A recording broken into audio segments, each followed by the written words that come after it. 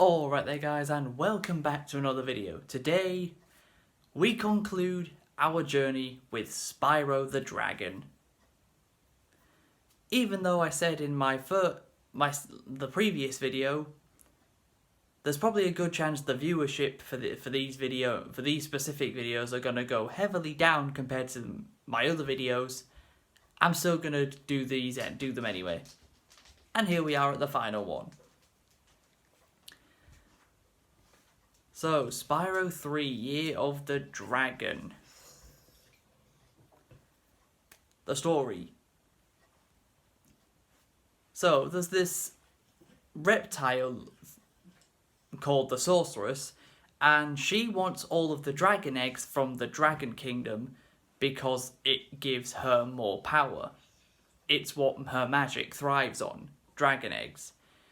So, her second in command, Bianca, who I'm pretty sure is a rabbit, and her goons all go to the Dragon Kingdom and steal all the dragon eggs. And what do you think the main collectible of Spyro 3 is? Well, I've just told you like twice. Dragon eggs. Yeah, for Spyro 1, we had dragon crystals and dragon eggs. In Spyro 2, we had talismans and orbs. This time we've got dragon eggs, and that's it. Yeah, gems and dragon eggs are the only collectibles in Spyro 3. And Spyro 3 has 4 hub worlds, so one more than what Spyro 2 had, and each hub world is represented by a specific time of the day. You start off in Sunrise Spring, then you go to Midday Gardens, then Evening Lake, and then you finish off at Midnight Mountain. So, each level within all the hub worlds has about 5 to 6 dragon eggs to collect, and from 500 up to 700 gems to collect per level, the further into the game you get. Now, what would have been really stupid of Insomniac to do, which they didn't, is to take away all of the moves that Spyro learned in the second game and have you relearn them in the third game. They didn't do that. All the moves that you learned in Spyro 2, you keep. The slam attack, being able to swim underwater, climbing, all of that you can do from the get-go in Spyro 3. Thank God, otherwise Spyro 3 would have been very annoying if you had to relearn all of those. But you don't have to relearn any. Spyro 3 is a lot more like Spyro 1 than it is Spyro 2. Like the pre-level cutscenes are not there anymore that were in Spyro 2. And the cutscenes that play every time you exit a level for the first time, those cutscenes also, there's none of them either. Just like there weren't any in the first game. I don't know why there isn't any cutscenes before, just as you enter the level and just as you leave it, but there isn't. And a lot like in Spyro 2, you have a main objective when you enter a level. In Spyro 2, of course, you got a talisman for it. In Spyro 3, you just get a dragon egg, of which you can get dragon eggs from help doing tasks for people in the world you're in, or you can get them by just finding them scattered around. Another way you can get dragon eggs is the thieves. Remember those from Spyro 1 that run really, really fast that you had to flame in order to get the dragon egg off? Yeah, you have to do that again. They brought the thieves back because, of course, dragon eggs are their speciality. They work exactly the same way they did in Spyro 1, you just have to chase them until you can maybe get corner them or get a good run on them to flame them and get your egg.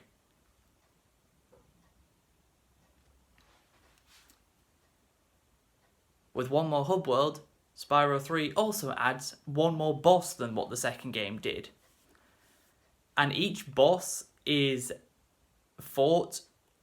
You fight with an ally alongside you, as there are 4 brand new playable characters in Spyro 3, and for the first time ever in the series, you can play as someone other than Spyro himself. And in order to unlock these characters, you have to pay that stingy old bastard moneybags. Yep, he's back. Because of course he is. He's back, making you pay him a load of gems for things. In Spyro 2, it was opening up new areas and learning new moves. This time, it's opening up new areas and unlocking the new playable characters. And when you unlock the new playable characters, he always makes you pay way more gems for that than he does for just opening up a new area. Like, you have to pay 1,000 gems for the 3rd character and 1,300 gems for the 4th character. And they're the only 2 times in the whole game you have to spend 1,000 gems or more to moneybags in one go. So, let's get into those playable characters, shall we? First up, we have Sheila the Kangaroo, who we find in Sunrise Spring, and her special ability is being able to jump really, really high.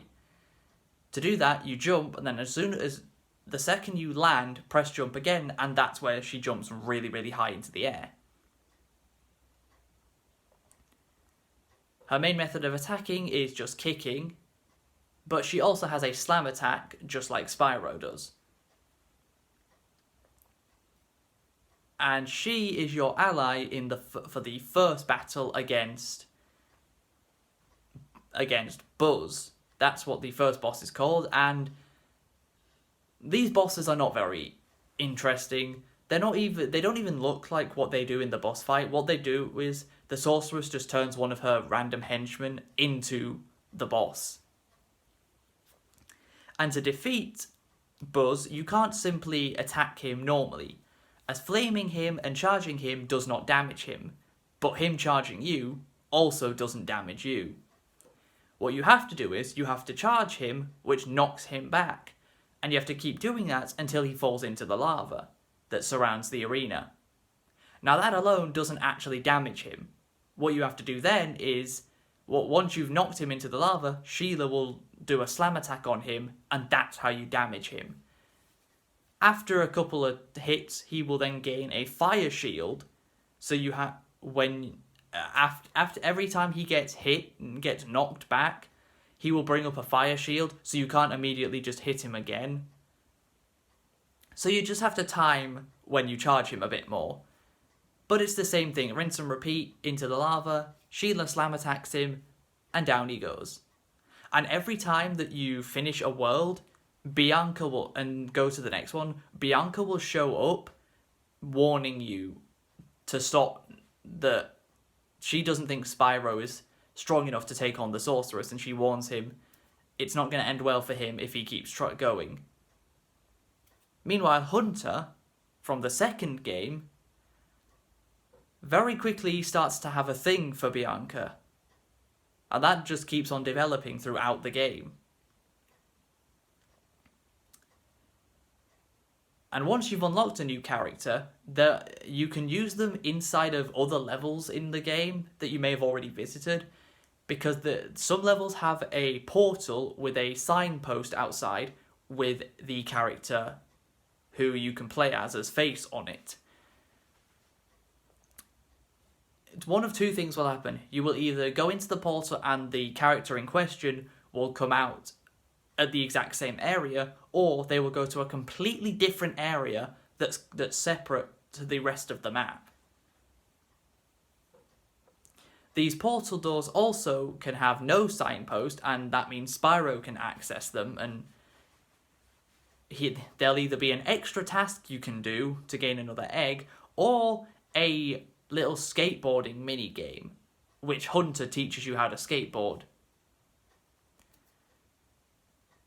Basically, you have a skateboarding obstacle course, and you have to just get you have to traverse it and take down a number of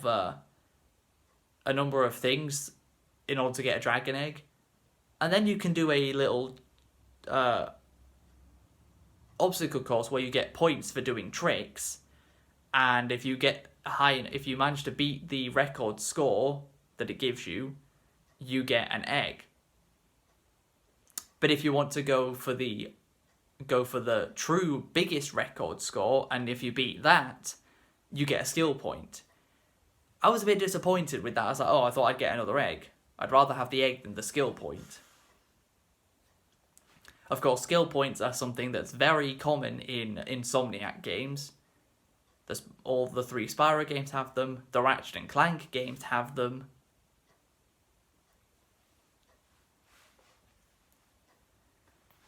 But after you defeat the first boss, you move on to Midday Gardens, and the new playable character you unlock there is Sergeant Bird, who, wait for it, is a bird. I bet you'd never have guessed that one.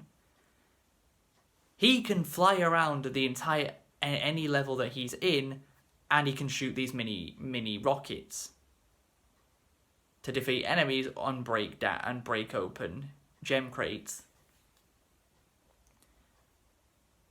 In order to break open the steel ones, he needs to pick up these bigger rockets that are scattered around the map and drop them on top of the steel crates.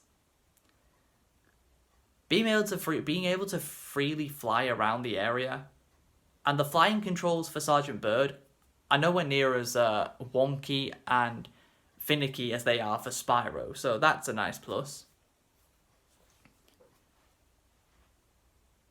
He is used to defeat the second boss, which is called Spike. And he's not very difficult. Honestly, you'd have more trouble with Spike the Dragon from My Little Pony than you would this guy.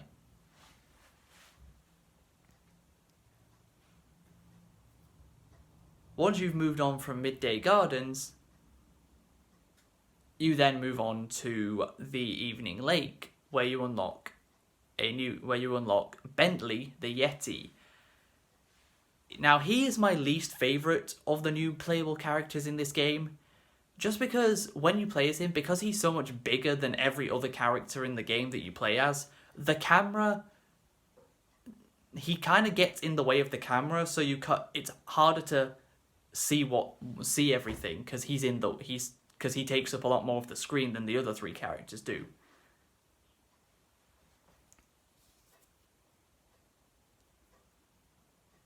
And his main 2 things are he has a big ice club that he can that he can smash enemies on the head with, or he can use some sort of Luigi's Mansion poltergust thing where he basically looks like he's doing a vacuuming move where he can deflect projectiles towards him, mostly snowballs. And he is used to defeat the third boss, which is called Scorch, who the sorceress just turns into a dragon.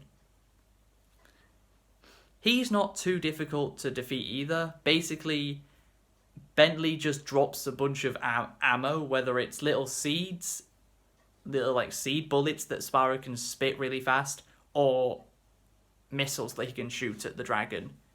That's a more creative boss fight than anything else so far. And before we go on to the fourth one, we might as well talk about the power-ups. Remember the power-up gates from Spyro 2, where you had to defeat a certain amount of enemies for them to activate?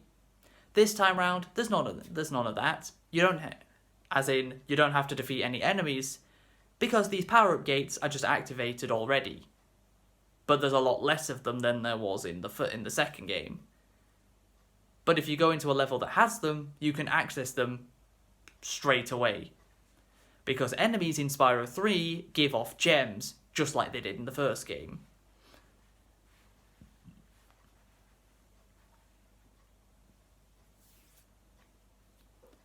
Then the fourth and final world is Midnight Mountain, where you unlock Agent 9, the monkey, whose main method of attacking is this blaster gun he has that he can shoot enemies with, and it even has its own little sniper mode where you can shoot enemies from far away.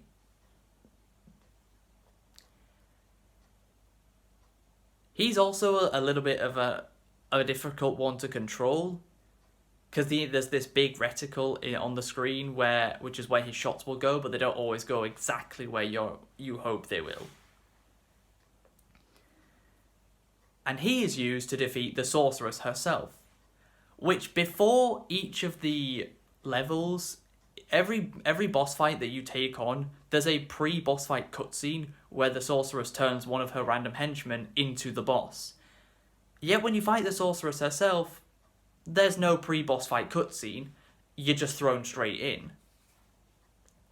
And throughout the game, every time you defeat a boss, Bianca starts realising that she's been fighting for the wrong side the whole time. She sees the error of her ways, and by the final world of the game, after she'd already trapped Hunter in a cage, she opens it up, and she comes to help Spyro. In order to unlock the boss fight of the sorceress, you need 100 dragon eggs in order to do it. Luckily, I had about 112 when I actually went over to the gate, so I had plenty of eggs in hand when the boss fight was ready. And the boss fight is something that I didn't understand how to do at first. Basically, what you have to do is Agent 9 will shoot down these balloons with his blaster, which drop cannons or sheep, which you can use to heal. Basically, what you have to do is you have to go up to these cannons, but they're basically like holograms of cannons. Basically, you have to jump. Basically, stand inside the hologram and jump, and then that is what brings the cannon into reality. I actually had to search up this because I did not understand how the boss fight worked, because the sorceress only has 2 methods of attack. Shooting a few energy balls with her wand, which you can dodge easily enough, and a slam attack with her that she uses her wand for, which you can dodge quite easily as well. Basically, a variety of different ways of shooting projectiles at her come down. There's cannons, and there's also vehicles that you can shoot her with. And she was actually a really disappointing boss fight because she had one phase. Sure, they give you different ways of different vehicles and things to shoot her with, but you're still doing the same thing each time. And you knock out and take all her health out once, and that's it, she's down, you've beaten her. So that was a bit disappointing. And then the final cutscene of the game plays, where Spyro goes all around the different areas he's been to looking for Hunter, while despite he's getting busy making out with Bianca. But I will give the game a little bit of credit at the end, because the post boss fight reward you get is actually quite good. Basically, Moneybags appears in Midnight Mountain, of which he hadn't appeared in any hub world. The only reason he appears in a hub world is for you to unlock the other playable characters. That's the only reason he appears in the hub world. But this time round, you've already done that. He appears, and what you can do is you can flame him or rush or charge him, and every single time you hit him, a bunch of 10s and 25 valued gems fall out of him, and you can collect them. You get like 8,000 gems back. I feel like all the gems that you spent throughout the game to give to him, you get to take all of those gems back from him, which is a very nice reward. Definitely the best reward for beating a boss fight in any of the Spyro games. But that's going to be the end of the video. What did I think of Spyro 3? A little bit disappointed, because it felt a little bit too much like the first game, with only a little bit of the second game sprinkled in. But it did have new playable characters as a way to spice up the gameplay, so that was nice. That's going to be the end. I hope you guys have enjoyed my Spyro journey. If you have, please be sure to leave a like, subscribe if you're new, It's the 23rd anniversary in 3 days of Spyro 3, so that's pretty cool. And until next time, catch you later.